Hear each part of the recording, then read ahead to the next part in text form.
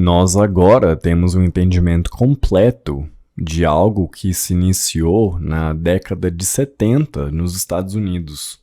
Esse von Neumann, que eu citei mais cedo, esse cientista, esse grande cientista, por sua vez, o von Neumann, ele foi o primeiro a abrir essa descoberta sobre o estabelecimento da física quântica, que por sua vez estava reconhecendo alguns dos aspectos mais importantes da física quântica, mas não adentrando dentro dos detalhes disso.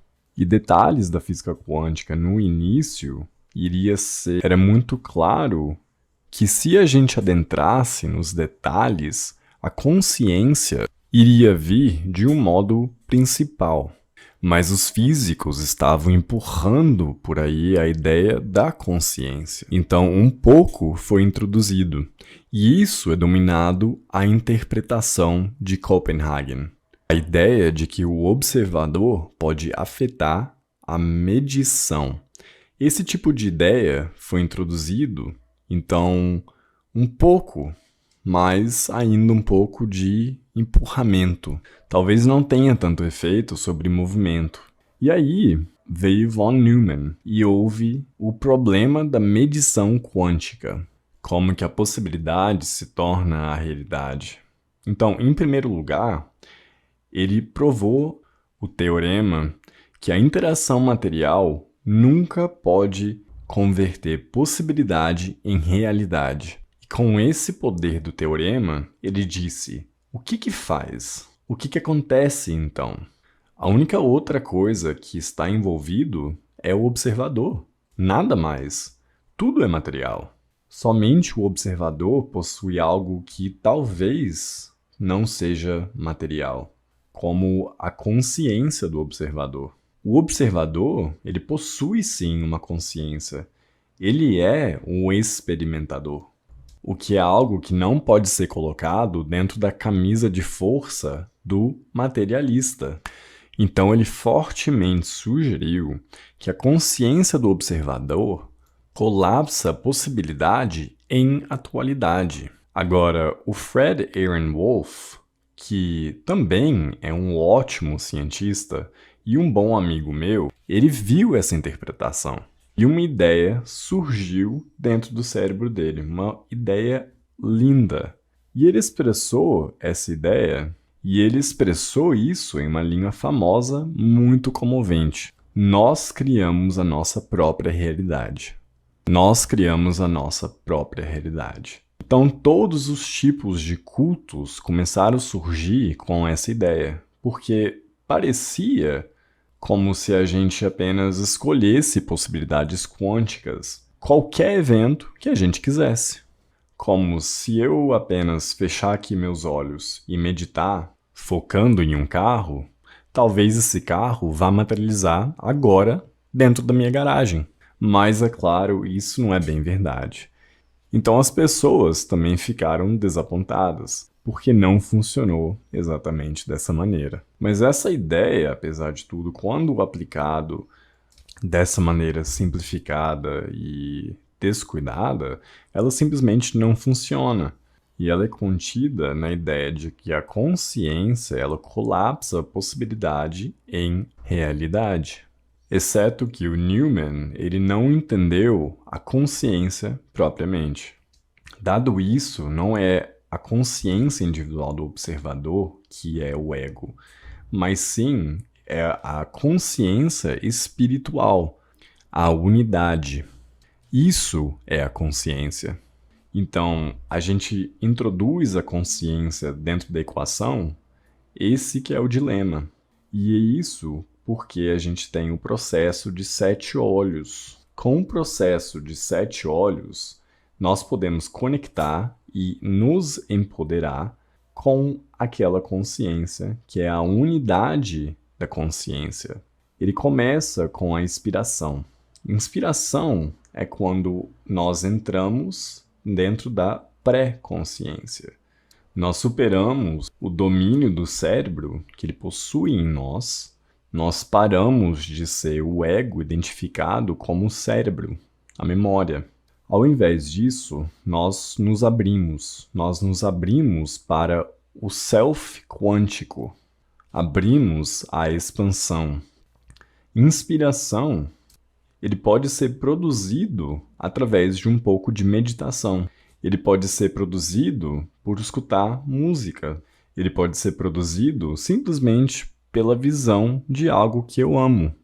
Porque o amor também vai nos abrir, expandir a nossa consciência. Inspiração, próximo, é aquela intenção. Essa é a ideia de Fred Arnold. Eu crio as minhas realidades, então nós pretendemos. Mas a questão, é claro, é o que nós pretendemos. Nós precisamos pretender de um modo não frívolo, porque a consciência não possui conexão com o nosso modo frívolo. Os modos frívolos, nós agimos totalmente condicionados, assim como o comportamento de psicólogos. Nós não temos um carro porque a consciência quer a gente tenha um carro. Nós obtemos um carro porque o ego quer que nós obtenhamos um carro. Essa identidade com o carro é inteiramente algo do ego. Nós não vamos obter um carro por simplesmente meditar pensando nesse carro, por pretender possuir esse carro, por uma variedade de razões. O que é aquilo que ressoa com a unidade da consciência? Porque é aí onde a escolha ocorre.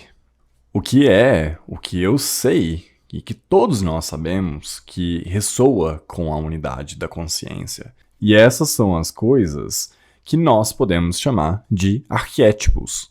Todas elas são atributos da unidade em si. Então, se eu pretendo ter amor na minha vida, e se eu pretendo possuir equidade na minha vida, justiça na minha vida, se eu pretendo ter abundância na minha vida, não dinheiro, abundância. Há uma diferença. O dinheiro, ele nunca satisfaz. Dinheiro é apenas a pureza material de bens. Nós não conseguimos conectar a consciência dessa maneira. Mas se você conecta a consciência com o arquétipo de abundância, então eu ter algum dinheiro e esse tanto pode ser o suficiente para mim. Eu posso estar satisfeito. Aí então se torna uma investigação arquétipica. Então, desse modo, se eu escolho arquétipos para se manifestarem, então certamente eu estaria tunado com o movimento da consciência. Sendo assim, a intenção tem então os seguintes passos. Eu começo com o ego, porque é lá que eu geralmente estou. Então eu pretendo encontrar amor. Eu pretendo encontrar equidade. Eu pretendo encontrar abundância desse modo. Aí, então, eu abro a tudo isso. E não devo ser egoísta, porque se é egoísta novamente, eu serei contraído, e se eu for centrado, eu vou estar perdendo o toque com o pré-consciente. Essa expansão da inspiração produzida. Então, eu imediatamente me abro falando que a consequência, a fruta da ação da minha intenção, será para o bem maior.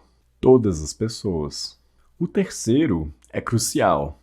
Tradições religiosas têm feito isso durante séculos. O terceiro é trazer o que eu quero à conexão, em consonância com o que a consciência quer.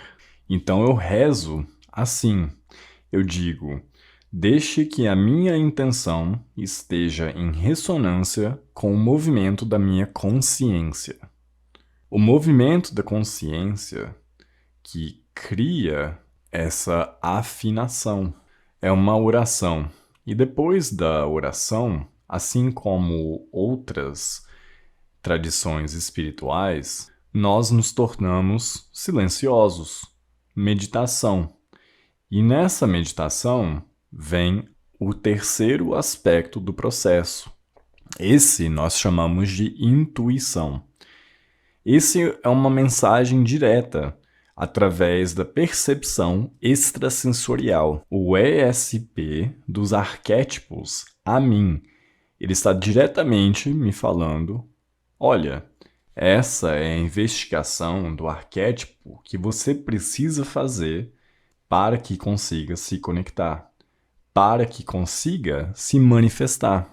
E aí o restante, os outros 4 aspectos da manifestação, estágios de manifestação, são o que são conhecidos como o processo criativo. Primeiramente, nós preparamos para o conhecimento conhecido, que já é investigado através de outras pessoas, codificado por outras pessoas sobre o que eu quero, sobre o arquétipo. Isso nós fazemos através da imaginação e visualização. Segunda parte do processo criativo é o mais interessante. Ele é originalmente chamado de incubação. Pássaros sentados em cima de um ovo, isso é uma imagem. Mas psicólogos depois descobriram o que a incubação é. É, na realidade, o processamento, mas inconscientemente. É o processamento inconsciente. Preparação da imaginação é um processo consciente. Nós combinamos com o processamento inconsciente, incubação. Então esse é o seu 5º olho. Esse processo de imaginação e de incubação precisa ser feito em calma, repetidamente. E é, na realidade, uma parte na qual nós não temos uma palavra para isso, mas nós o chamamos de doobie-doobie-doo. Apenas para ter, sabe, aquela rima que o Frank Sinatra criou e deixou famoso um longo tempo atrás. Doobie-doobie-doo. E faz parte de uma música. Então nós chamamos de o processo de doobie-doobie-doo. Imaginação e incubação em conjunto. Então, depois de muito desse trabalho em conjunto, desse doobie-doobie-doo, a gente consegue a parte mais famosa do processo criativo, que se chama insight, ou percepção. A gente consegue um insight que é como uma intuição, só que ela é muito mais elaborada. É uma mensagem elaborada. O mesmo é a mensagem ESP, que é extrasensorial. O mesmo da mensagem não local. Mas ele vem com uma descontinuidade, um insight de repente. E a última parte, nós recebemos o insight, o que é ainda uma ideia. E então nós temos que manifestar a ideia em nós próprios. A palavra com I que nós utilizamos é a implementação. Ok, então eu vou passar por isso novamente. Inspiração, para chegar na pré-consciência, depois intenção, depois a intuição vem da unidade do consciente, mas apenas uma ideia vaga do que eu preciso fazer. E então eu pego essa vaga ideia e eu faço todo tipo de pesquisa em cima dela, baseado no que é conhecido. Isto é a imaginação. E então eu deixo a inconsciência tomar posse, e isso é dominado de incubação. Fazer nada como um pássaro, simplesmente sentar em cima do ovo. E então vem o insight. E finalmente eu manifesto esse insight em mim próprio, a implementação. Ok, e propriamente eu pratico. Great.